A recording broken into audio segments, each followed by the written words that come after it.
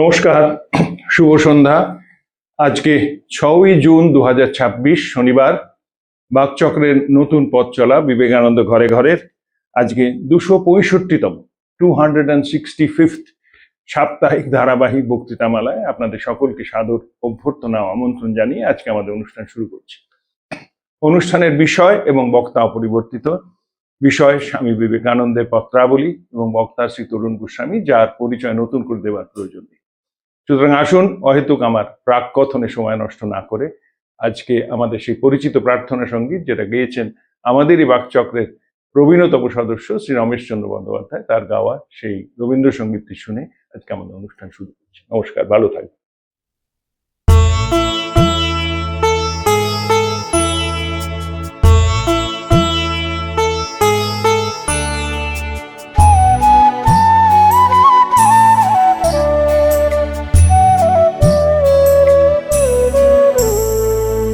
তোমারে করিয়াছি জীবনের ধ্রুবতারা, এ সমুদ্রে আরো কবু হব না গো পথোয়ারা। তোমারে করিয়াছি জীবনের ধ্রুবতারা।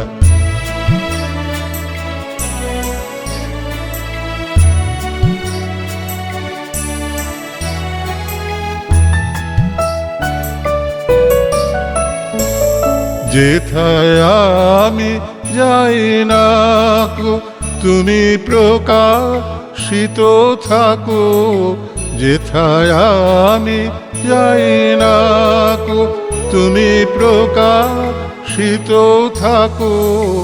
অকুল নয়ন জলে ঢালো গো কিরণ ধারা। তোমারে করিয়াছি জীবনের ধ্রুবতারা।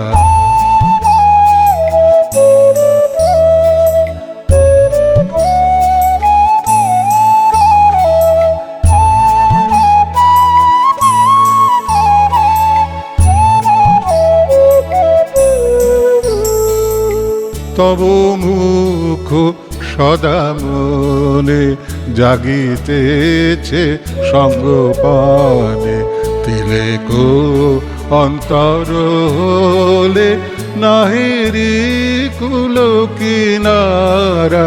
তব মুখ সদা মনে জাগিতেছে সঙ্গপানে, তিলেক অন্তর হলে নাহেরি কুল কিনারা।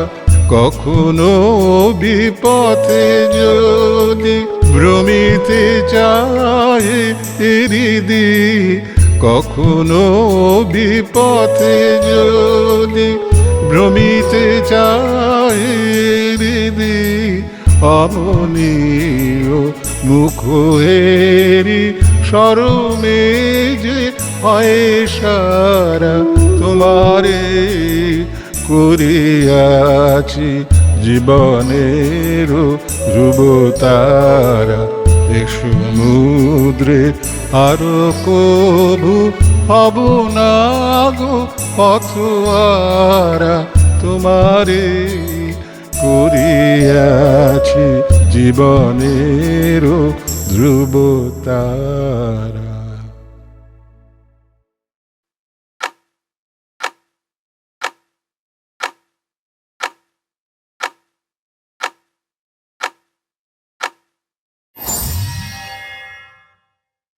নমস্কার। আজকে যে চিঠিটি আমরা পড়ছি বেলুড় মঠ 2রা ফেব্রুয়ারি 1901, অলিসেরা বুলকে লেখা। স্বামীজি লিখছেন, মা, কিছুদিন আগে আপনার একখানা চিঠি ও তার মধ্যে একখানা 150 টাকার চেক পেয়েছিলাম। এটা আমি ছিঁড়ে ফেলবো, কারণ আগের 3টে চেক আমার এক ভগিনীকে দিয়ে দিয়েছি। এই হচ্ছে অনেস্টি। যেহেতু দিয়ে দিয়েছি, ফলে আপনি যে দিয়েছেন সেটা আমি ধরে নেব, তাই এটাকে আমি আর ইউজ করব না। স্বামীজির যখন বিদেশিদের চিঠি লিখেছেন, তখন তার মধ্যে থেকে অন্তরঙ্গ বিবেকানন্দ বেরিয়ে আসেন। এবং এখানে যে গুরু ভাইদের লেখা চিঠি, সেই চিঠিগুলো সবসময় কাজের চিঠি। আর বিদেশিদের সঙ্গে তো স্বামীজির আসল বন্ধুত্ব ছিল, বলতে গেলে অনেকে মানেন না, কারণ বিবেকানন্দরা পড়েন না বলে। স্বামীজি যতটুকুনি স্বস্তি পেয়েছেন, যতটুকুনি শান্তি পেয়েছেন, সেটা সব বিদেশে। এখানে এসে পাননি, কারণ তার আগে স্বামীজিকে ঘুরে বেড়াতে হয়েছে। বিদেশ যাওয়ার আগে স্বামীজি 4 বছর বিদেশে ছিলেন, ফিরে এসেছেন। ফিরে আসার পর স্বামীজির শরীরটা ভাঙতে শুরু করে।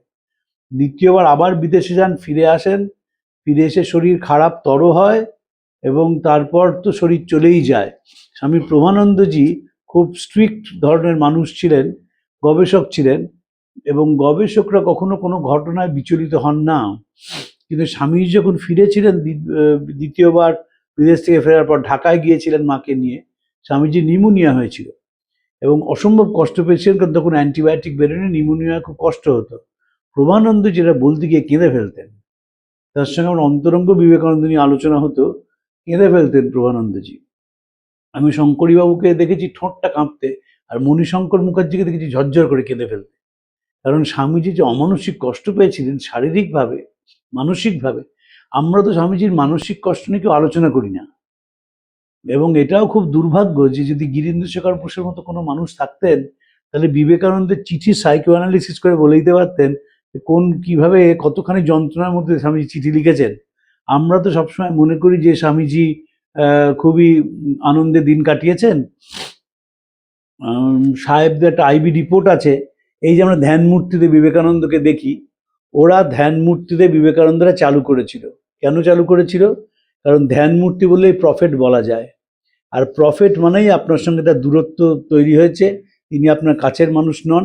শিকাগোর যে ছবিটা, সেটার মধ্যে জ্বলন্ত বিবেকানন্দ, এই জ্বলন্ত বিবেকানন্দকে সাহেবরা প্রচার করতে দেয়নি, ধ্যান মূর্তির ছবিটা প্রচার করতে দিয়েছে। এবং বহু লোকের বাড়িতে দেখবেন যাদের ছবি আছে, ওই শিকাগোর ছবিটা নেই, ধ্যান মূর্তির ছবিটিই আছে। এবং যখনই আপনি ভগবানের সঙ্গে তো আত্মীয়তা হয় না, ভগবানের সঙ্গে একটা ঘুষের সম্পর্ক হয়, একটা দূরত্বের সম্পর্ক হয়। ভগবান কখনো আপনার কারো হয় না। অনেকে বলেন আমি ভগবানকে আপনি করি, সেটাও একটা ইনস্টিটিউশনে পরিণত হয়। আমার এক পরিচিত ভদ্রমহিলা আছেন, তিনি গোপালকে নিয়ে সর্বত্র ঘুরে বেড়ান। সেই গোপালের জন্য খাবার আসে, পুরীতে যাচ্ছেন গাড়ি করে, গাড়ির মধ্যে গোপাল যাচ্ছে, গোপালের সুন্দর শীতের জামা, গরমের জামা, গোপালের জন্য খাবার সবই আছে। কিন্তু সমস্যাটি অন্য জায়গায়। গোপাল যখন যান, গাড়িতে গোপাল ছাড়া সব জিনিস নিয়ে আলোচনা হয়, গোপাল ছাড়া সব জিনিস নিয়ে আলোচনা হয়। এর একটি ঘটনা আছে। স্বামী লোকেশ্বরানন্দজি গাড়ির মধ্যে কোনো ঠাকুরমা স্বামীজির ছবি রাখতেন না। যেহেতু আমি বড় মহারাজের কাছের মানুষ ছিলাম, এবং যেহেতু বড় মহারাজের ওপর রামকৃষ্ণ মিশনের একজন বিস্তর সন্ন্যাসীর হিংসে ছিল, তারা আমাকে দেখা হলেই বলতেন যে তোর মহারাজ তো গাড়িতে কোনো ছবিই রাখেন না, অ্যাজ ইফ একটা বিরাট অন্যায় করে ফেলেছেন। স্বামী বীরেশ্বরানন্দজির গলায় ক্যান্সার হয়। যখন তিনি বেলুড় মঠ থেকে বেরোচ্ছেন ঠাকুরপুকুরে রে নিতে যাওয়ার জন্যে, তখন রামেশ্বর সরকারের ফোর্ড গাড়ির তলা লেগে যায়, এবং তখন তিনি বড় মহারাজকে বলেন আমি তোমার গাড়িতে যাব। বড় মহারাজের গাড়ির নম্বর ছিল WMB4059, কালো অ্যাম্বাসাডার, এয়ার কন্ডিশনের প্রশ্নই ওঠে না তখন। তাতেই বীরেশ্বরানন্দজি যান, এবং সেইখানে তিনি বলেন তুমি খুব ভালো করেছো গাড়ির মধ্যে ঠাকুরমা স্বামীজির ছবি না রেখে, কারণ যখন গাড়িতে যাবে, যারা যাবেন তাদের সঙ্গে যে সবসময় ঈশ্বরীয় কথা হবে তা নয়, সেই ক্ষেত্রে কেন ঠাকুরমা স্বামীজিকে সাক্ষী করা? অসাধারণ অসাধারণ কথা আছে। ঠিক এইরকম একটি কথা উৎপল দত্ত লিখেছিলেন, যে আমরা স্টেজের পিছনে এমন কোনো রঙ্গমঞ্চ নেই, কি প্রফেশনাল কি অ্যামেচার স্টেজ, যেখানে শ্রীরামকৃষ্ণের ছবি নেই। কিন্তু সেই ছবি রেখে যখন কোনো নাচের সিন হয়, এবং সেই নাচের যিনি নর্তকী তিনি পোশাক খোলেন, তখন কেন শ্রীরামকৃষ্ণকে সাক্ষী রাখা? অপূর্ব লেখা আছে উৎপল দত্তের। তো সেই ক্ষেত্রে তো স্বামীজির কথা বলছিলাম, যে স্বামীজির এই ছবি আমরা সবসময় ধ্যান মূর্তিতে দেখি, এবং মনে করি তিনি সবসময় আনন্দেই দিন কাটিয়েছেন। তার যে যন্ত্রণা, তার যে কষ্ট, তার যে হতাশা, তার যে চূড়ান্ত বেদনা, তার যে বিশ্বাসঘাতকতায় ছিন্ন ভিন্ন হয়ে যাওয়া, সেটার কথা আমরা ভাবি না। কিন্তু স্বামীজির কোথায় গুণ? ওই 150 টাকার চেক আগে বোনকে দিয়ে দিয়েছেন, এবং সেই বোনকে দেওয়ার জন্য এই চেকটা তিনি ছিঁড়ে ফেলেছেন যে ব্যবহার করবেন না। জো এখানে দুবার তার দেখা পেয়েছি। সে দেখা সাক্ষাৎ নিয়ে ব্যস্ত। ইংল্যান্ড যাওয়ার পথে মিসেস সেভিয়ার শীঘ্রই এখানে আসার কথা। তার সঙ্গে ইংল্যান্ডে যাবার আশা করেছিলাম, কিন্তু এখন অবস্থা দাঁড়িয়েছে তাতে মাকে নিয়ে দীর্ঘ তীর্থযাত্রায় আমাকে যেতে হবে। আপনারা জানেন, আমরা বাকচক্রে পড়েছি যে স্বামীজি বারবার মিসেস সেভিয়ারকে বলছে এবং বিদেশি বন্ধুদের বলছেন যে মিসেস সেভিয়ার ইংল্যান্ডে যাবেন, আমি তাকে পৌঁছাতে যাব। কারণ স্বামীজি মিস্টার এবং মিসেস সেভিয়ারের প্রতি অসম্ভব তার দুর্বলতা ছিল। স্বামীজি বারবার বলছেন যে দুজন ভারতবর্ষের কাজের জন্য শহীদ হলেন, একটা জে গুডউইন, একটা মিস্টার সেভিয়ার। এবং বুঝতেই পারছেন এই স্বামীজির এই কাজটিকে ভারতের কাজ বলে মনে করতেন। এবং সুদূর ইংল্যান্ড থেকে এসে মিস্টার সেভিয়ার তার সব বিক্রি করে দিয়ে তার স্ত্রীকে নিয়ে কলকাতায় চলে এলেন। স্বামীজির সঙ্গে ফিরেছিলেন কলকাতায়। যে ঘোড়ার গাড়ির ঘোড়া ঠেলে দিয়ে সে যুবকেরা টানে, সেই গাড়িতেও মিস্টার মিসেস সেভিয়ার ছিলেন। তারপর চলে গেলেন মায়াবতীতে আশ্রম তৈরি করলেন এবং সেখানে মারা গেলেন। স্বামীজি সেটিকে মনে করেছেন ভারতের জন্য প্রাণ ত্যাগ করা। এবং তাই জন্য তার মনে হচ্ছে যে মিসেস সেভিয়ার দেশে যখন ফিরে আছেন তাকে অ্যাকম্পানি করে যাওয়া উচিত। কারণ একা জাহাজে ফিরতে হবে, খুবই যন্ত্রণা, আর তখন তো জাহাজ অনেক দিন সময় লাগতো। কিন্তু স্বামীজি বুঝলেন এক শরীর খারাপ হচ্ছে। ভুবনেশ্বরী দেবী স্বামীজিকে বলেছিলেন যে পূর্ববঙ্গে স্বামীজিকে নিয়ে একটি তীর্থক্ষেত্র দেখাতে যেতে। সেখানে ভুবনেশ্বরী দেবীকে নিয়ে গিয়েছিলেন স্বামীজি। বাংলাদেশে পা দেবার সঙ্গে সঙ্গে আমার স্বাস্থ্য ভেঙে যায়। যা হোক, তার জন্য আজকাল বিশেষ ভাবি না। আমি ভালোই আছি, আর আমার পারিপার্শ্বিক অবস্থাও ভালো। মার্গটের সাফল্যের সংবাদ জেনে আনন্দিত হলাম। জো কিন্তু বলছে টাকা পয়সা জুটছে না, ওইখানেই গোলমাল। কেবলমাত্র ধারাবাহিকতা রক্ষার জন্য মূল্য সমান্যই, এবং লন্ডন থেকে কলকাতা অনেক দূর, মাই জানেন। মার্গটের কালিদি মাদার বইয়ের প্রশংসা সকলেই করেছে, কিন্তু হায়, কেনার জন্য কেউ একটা বই পাচ্ছে না। পুস্তক বিক্রেতা বিক্রয় বাড়ানোর ব্যাপারে নিতান্ত উদাসীন। দেখুন, সেটার নজরে রেখেছেন। শ্রীরামকৃষ্ণের কাছে শিখেছিলেন এগুলো, যে সব দিকে তার একেবারে চূড়ান্ত টনটনে জ্ঞান থাকতে হবে। ঠাকুর কত বড় সাইকোলজিস্ট ছিলেন তার উদাহরণ দিচ্ছি। দক্ষিণেশ্বরে স্বামীজি সেখানে আছেন। কয়েকটি ছেলে পিকনিক করতে এসেছে এবং পিকনিক করতে গিয়ে দেখছে যে আলু কাটার কোনো বটি তারা আনেননি বা ছুরি আনেননি। তখন ঠাকুরকে গিয়ে বলছেন যে আপনারা ছুরি দেবেন? ঠাকুর বলছেন দেব না। আবার তারা অনুরোধ করেছেন এবং দেখা গেল ঠাকুরের যে ছোট খাট রয়েছে সেখানে ছুরি রাখা আছে, এবং এই ঠাকুর বলছেন দেব না আমি। যারা উপস্থিত ছিলেন তারা সকলেই একটু বিরক্ত, যারা ছুরি তো চাইছে, বাবা ছুরিটা তো পড়েই আছে ওখানে, সেটা কাজে লাগছে না, কেন দেবেন?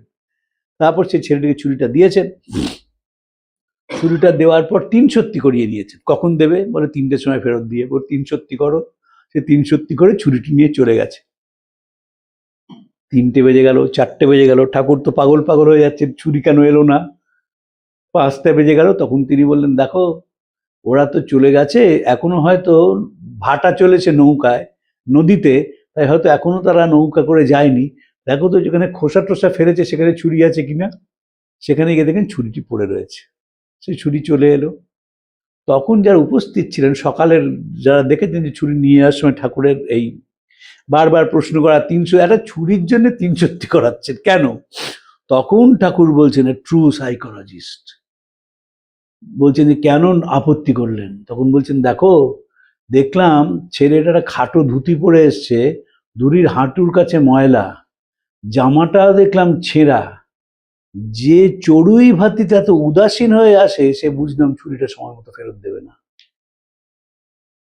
মানে যে নিজের ব্যাপারে ক্যালাস, সে ছুরিটি ফেরত দেবে না সময় মতো, তাই জন্য আপত্তি করেছিলেন।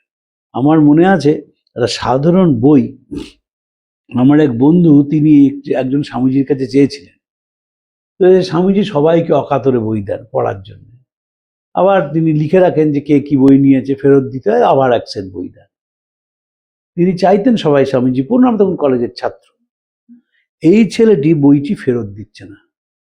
স্বামীজি আস্তে আস্তে রাগ চড়ছে। চড়ার পরে তিনি একদিন তুমুল গালাগালি দিলেন যখন বই নাও বই ফেরত দাও না কেন, তখন সেই ছেলেটি কাঁচুমাচু করে বলল যে বইটা হারিয়ে গেছে। এতে স্বামীজি আরো রেগে গেলেন যে আমি যখন বইটা দিলাম তার মানে তুমি বিবেকানন্দের প্রতি কতটা উদাসীন, তুমি বইটাই হারিয়ে ফেললে। আমি দুজনেই নাম বললাম না, কারণ দুজনেই এখন রামকৃষ্ণ মিশনের বরিষ্ঠ সন্ন্যাসী, ছাত্র জীবনে এটা ঘটেছিল। এবং সেই স্বামীজি বারবার ইনসিস্ট করছিলেন যে আধ্যাত্মিকতা মানে ডিসিপ্লিন। তুমি বলছো স্বামীজিকে ভালোবাসো, আর আমি একটা বই পড়তে দাম, তুমি বইটাই হারিয়ে ফেললে, আমাকে ফেরত দেবো। তখন সে ছেলেটি একটু ভুল করে বলে ফেলেছিল আমি কি কিনে দেবো আপনাকে, তাতে আরো গন্ডগোল হলো। বললেন যে গোলপাড়কে তো পুরো জায়গাটাই আমার, তো এখন এটা বই নিয়ে আসতে পারি, ওরা পয়সাও নেবে না, কিন্তু আমার প্রশ্ন তুমি কেন সময় মতো ফেরত দেবে না। এই জিনিসটা হচ্ছে একদম তাই, যে তুমি কেন সময় মতো ফেরত দিচ্ছ না। তো স্বামীজি সেদিকে একেবারে সব, দেখুন মানে পাবলিশার সে ঠিক মতন বই আনছে না, বই বিক্রি হচ্ছে না, সেদিকেও নজর রয়েছে। আমরা এখন বলি না যে কি হলো অ্যামাজনে বইটা, বইয়ের কথা শুনলাম কিন্তু অ্যামাজনে পেলাম না, আমরা একটু বিরক্ত হই। স্বামীজি সেদিকেও নজর রেখেছিলেন। এই নতুন শতাব্দী আপনাদের জন্য আরো মহত্তর ভবিষ্যতের জন্য অপূর্ব স্বাস্থ্য ও সামান্য সমর্থ দিক, এই আপনার সন্তান বিবেকানন্দের সতত প্রার্থনা। অলি সারা বুল স্বামীজির খুব কাছের মানুষ ছিলেন, যাদের বই পড়ার শখ আছে। আমরা একদম চিঠিপত্র হয়ে গেলে সুজিতদা বলেছেন একটা বুক লিস্ট আপনাদের আমি বলে দেব, কিন্তু বই পড়া যাদের শখ আছে, প্রবুদ্ধপ্রাণা মাতাজির লেখা, প্রব্রাজিকা প্রবুদ্ধপ্রাণার লেখা একটা মোটা বই আছে অলি সারা বুলের ওপর। যারা ইংরেজিতে বই পড়তে পছন্দ করেন তারা বইটি পড়বেন, অপূর্ব বই, কারণ এর বাংলা অনুবাদ এখনো হয়নি। প্রবুদ্ধপ্রাণাজির 3টি বই আছে সংরক্ষণযোগ্য, একটি জোসেফিন ম্যাকলার্ডের ওপর ট্যান্টি, একটি অলি সারা বুল, আর একটি সারদা মার ওপর বই আছে। সারদা মার ওপর বইটিও চমৎকার লেখা, এবং যেহেতু ভীম সাহেব সন্ন্যাসিনী তেমন খুব অ্যানালিটিক্যালি সারদামাকে তিনি বর্ণনা করেছেন। সারদামা সম্বন্ধে একটা অসাধারণ জিনিস সেদিন পড়লাম। আমাদের তো মাসের শেষ শনিবার হয়, তখন সে জিনিস নিয়ে আলোচনা করব যে সারদামা এই যত মত তত পথ সেটি কিভাবে ব্যাখ্যা করেছেন, ঠাকুরের আসার কি মূল উদ্দেশ্য ছিল সেটি কি অপূর্বভাবে সারদামা বর্ণনা করেছেন, এবং স্বামীজির জীবে প্রেম করে সেই জন সেটারও কি অপূর্ব ব্যাখ্যা মা দিয়েছিলেন, সেই ব্যাখ্যাটি আমি আলোচনা করব।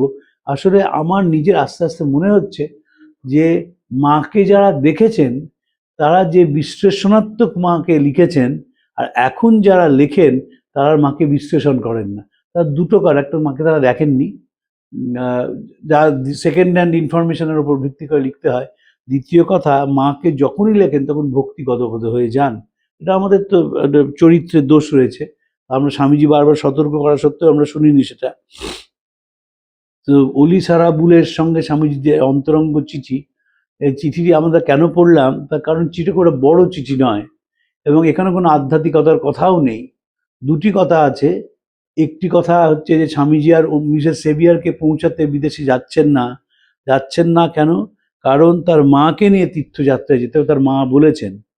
স্বামীজির একটি চিঠি আমরা পড়েছি বাকচক্রে, ঘরে ঘরেতে পড়েছি, আপনাদের মনে আছে। স্বামীজি আমেরিকা থেকে মায়াবতী এক ব্রহ্মচারীকে লিখেছে, তুমি মার সঙ্গে দেখা করো না কেন, মার সঙ্গে তুমি দেখা করো না কেন। অতএব সংসার ত্যাগ করা মানে সংসারের দিকে মুখ ফিরিয়ে নেওয়া নয়। ত্যাগ আর মুখ ফেরানো কিন্তু এক নয়। ত্যাগ মানে হচ্ছে ছোট সংসারকে ভেঙে বড় সংসারে প্রবেশ করা, আর মুখ ফিরিয়ে নেওয়া মনে হচ্ছে স্বার্থপরতার চূড়ান্ত, ইনডিফারেন্ট। স্বামীজি ইনডিফারেন্ট ছিল। এখন তো সাইকোলজি একটা কথা বলছে যে শুধু মুখ ফেরানোটা এই যুগের অসুখ নয়, অপরের দুঃখ দেখে আনন্দ পাওয়াটা সবচেয়ে বড় অসুখ। এবং সেটা একটা এসছে, সাইকোলজির নতুন টার্ম সেখানে ব্যবহার করা হচ্ছে, যে একজন মানুষ দুঃখে আছে, আপনি তার প্রতি উদাসীন শুরু হলেন না, তার দুঃখ নিয়ে আপনি আনন্দ পেলেন। তার উদাহরণটা খুব সুন্দর আছে, একটি লেখায় পড়ছিলাম সেদিন। কিছুদিন আগে একজন অভিনেতা মারা যান, খুব দুর্ভাগ্য। তিনি অভিনয় করতে গিয়েছিলেন, জলের মধ্যে তলিয়ে যান। সেই সম্বন্ধে অনেকে মন্তব্য করলেন যে আমরা তো সতর্ক করেছিলাম, যখন গেছে। এটা হচ্ছে সব, তার মানে আপনি তার মৃত্যুতে আনন্দ পেয়েছেন, যে আমার কথা শুনলো না, চলে গেল, এবং গিয়ে যা হয়েছে ঠিক আছে, he is responsible for that. এটা সম্পর্কে হতে পারে না কোনোদিন। কোনো সভ্য সমাজে এই রোগটি যদি আসে যে কারুর যন্ত্রণায়, কারুর কষ্টে, কারুর মৃত্যুতে আপনি আনন্দ পাচ্ছেন, সেটা বুঝতে হবে সভ্যতার সবচেয়ে বড় সংকট এখন সেই সংকটের মধ্যে দিয়ে আমরা যাচ্ছি, এবং সাইকোলজিস্ট এটা নিয়ে চিন্তিত যে আগেকার দিনে কেউ কষ্ট পেয়েছে, আমি মুখটা ঘুরিয়ে নিয়ে চলে গেলাম, তাকালাম না সেদিকে, সেটা অন্য কথা। কিন্তু তাতে আনন্দ পেলাম। আমি বলেছিলাম ভাই তোমাকে আমি কষান করছি, তুমি যেও না, সে গেল, হাত পাটা ভেঙে গেল, আমি সেটা নিয়ে আনন্দ করবো, সেটা বলে বেড়াবো গেছে গেছে ভালোই হয়েছে, আমার কথা শোনেনি বলে? তার মানে একে তো ইগো এক্সপ্রেশন সাংঘাতিক, যে আমার কথা শুনলো না, দ্বিতীয় হচ্ছে না শোনার জন্য যে কষ্ট পেলো তার জন্য আমি একটু আনন্দিতই হলাম। এটা খুব বড় অসুখ, এটা খুব বড় অসুখ, এবং সাইকোলজিস্টরা এ নিয়ে খুব ভাবিত। গতকাল আমাদের একটি স্বামীজির বাড়িতে অনুষ্ঠান হয়েছে ভ্যালু এডুকেশন নিয়ে, সেখানেও যারা এসছিলেন, যারা এক্সপার্ট, তারাও বলছিলেন যে আমরাও সকলে খুব চিন্তিত হয়ে পড়ছি যে এইটা অভিভাবকদের মধ্যে খুব ব্যাপক আকারে দেখা যাচ্ছে, সব দিক থেকেই তাই। এবং যখন আমরা চিঠি পড়বো যেন মনে করি যে রক্ত মাংসের একজন মানুষকে চিঠিটা লিখছেন। যদি মনে করি প্রফেট চিঠি লিখছেন, তখন তো আমরা তো প্রফেট মানেই তো বুঝি যে ভগবান, আর ভগবান হয়ে গেলেই তার সঙ্গে একটা দূরত্ব আমাদের রচনা হয়। কেন দূরত্ব রচনা হয়? কারণ ভগবানের সঙ্গে তো আত্মীয়তা হয় না, ভগবান একটা অন্য স্তরে রয়েছেন এবং আমরা অন্য স্তরে আছি। স্বামীজি একটি কথা বলছেন, অসাধারণ কথা, স্বামী ছাড়া কেউ বলতে পারেননি, যে ভারতবর্ষের অতীতে শয়ে শয়ে ঋষি ছিল, আগামী দিনে লক্ষ লক্ষ ঋষি জন্মাবে, ভারতবর্ষ জাগবে। তোমরা যত তাড়াতাড়ি এটা বিশ্বাস করো, সেটি ভারতের এবং জগতের পক্ষে মঙ্গল। 1898 সাল, পরাধীন দেশ, কিন্তু একদম লাল মুখোরা ঘুরে বেড়াচ্ছে, তখন লেখা যে ভারতবর্ষ জাগবে এবং ভারতবর্ষ ঋষির জন্ম দেবে। এই ঋষির জন্ম দেওয়া আমি এখন খুব স্বামীজি একদম আবার খুঁটিয়ে পড়া শুরু করেছি।